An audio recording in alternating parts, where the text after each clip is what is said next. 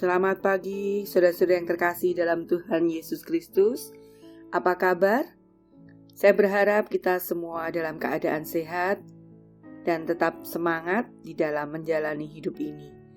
Bapak Ibu yang terkasih dalam Tuhan Yesus Kristus, marilah sebelum kita mendengarkan firman Tuhan, kita akan bersama-sama berdoa terlebih dahulu.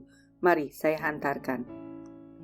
Tuhan yang penuh kasih, Allah yang kami kenal dalam Yesus Kristus, kami bersyukur pada pagi hari ini Tuhan, Engkau memberikan kesempatan kami untuk bersama-sama boleh mendengarkan firman-Mu yang pagi hari ini akan kami pelajari bersama.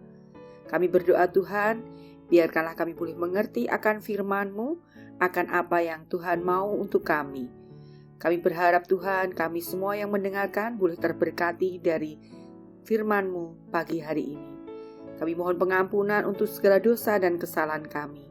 Hanya dalam satu nama, Yesus Kristus, kami berdoa dan mengucap syukur. Amin. Saudara, kita akan bersama-sama belajar tentang firman Tuhan pada pagi hari ini. Yang hari ini saya ambilkan dari Injil Lukas 15. Injil Lukas 15 ayat 18 sampai dengan 23. Injil Lukas 15 ayat 18 sampai dengan 23. Beginilah firman Tuhan.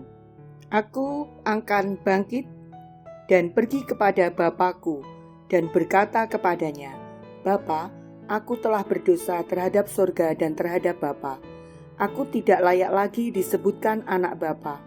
Jadikanlah aku sebagai salah seorang upahan Bapa. Maka bangkitlah ia dan pergi kepada bapaknya. Ketika ia masih jauh, ayahnya telah melihatnya, lalu tergeraklah hatinya oleh belas kasihan. Ayahnya itu berlari mendapatkan dia, lalu merangkul dan mencium dia. Kata anak itu kepadanya, Bapa, aku telah berdosa terhadap sorga dan terhadap Bapa. Aku tidak layak lagi disebut anak Bapa. Tetapi ayah itu berkata kepada hamba-hambanya, lekaslah bawa kemari jubah yang terbaik, pakaikanlah itu kepadanya, dan kenakanlah cincin pada jarinya dan sepatu pada kakinya, dan ambillah anak lembu tambun itu, sembelihlah, dan marilah kita makan dan bersuka cita. Demikianlah firman Tuhan. Bapak Ibu yang terkasih dalam Tuhan Yesus Kristus, resapi pada pagi hari ini, saya mengambil judul Memuliakan Allah. Sepertinya sangat rohani jika kita dalam hati selalu mengatakan, dengan apakah akan kubalas kebaikan-Mu Tuhan. Dalam kenyataannya Tuhan tidak pernah meminta kita untuk membalas kebaikannya.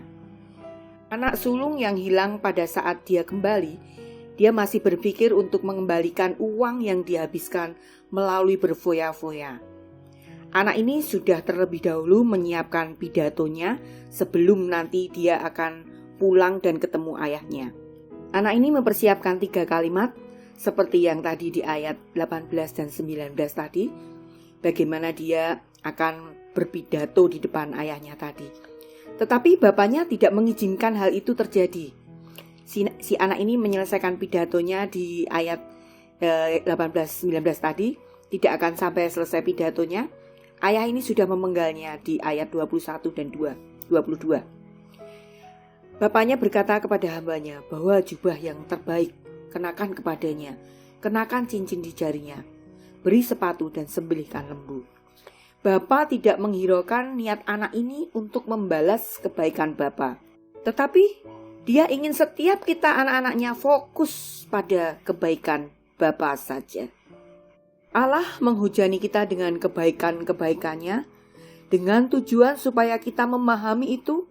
Dan kebaikan Allah mengubahkan kita pada saat kita kemudian memanifestasikan sifat Allah Bapa itu dalam hidup kita. Maka orang lainlah yang akan mendapatkan manfaat itu. Jadi saudara yang terkasih dalam Tuhan Yesus Kristus, kita tidak bisa membalas kebaikan kita kepada Tuhan. Tuhan tentu saja juga tidak mau hal itu. Tuhan tidak tuntut itu dari kita. Tetapi pada saat kita diubahkan menjadi serupa dengan Dia, dan mulai memanifestasikan karakter Allah Bapa yang Maha Kasih itu, orang lain akan mendapatkan benefitnya. Pada saat kita melayani, pada saat kita memberi, itu semata-mata bukan untuk membalas kebaikan Tuhan, tetapi kita memberkati orang lain. Dengan hal itu, dengan hal seperti itu, dan dengan jalan seperti itu, kita memuliakan Allah Bapa. Kiranya Tuhan memberkati kita semua dan memampukan kita untuk bisa memuliakan Allah. Amin.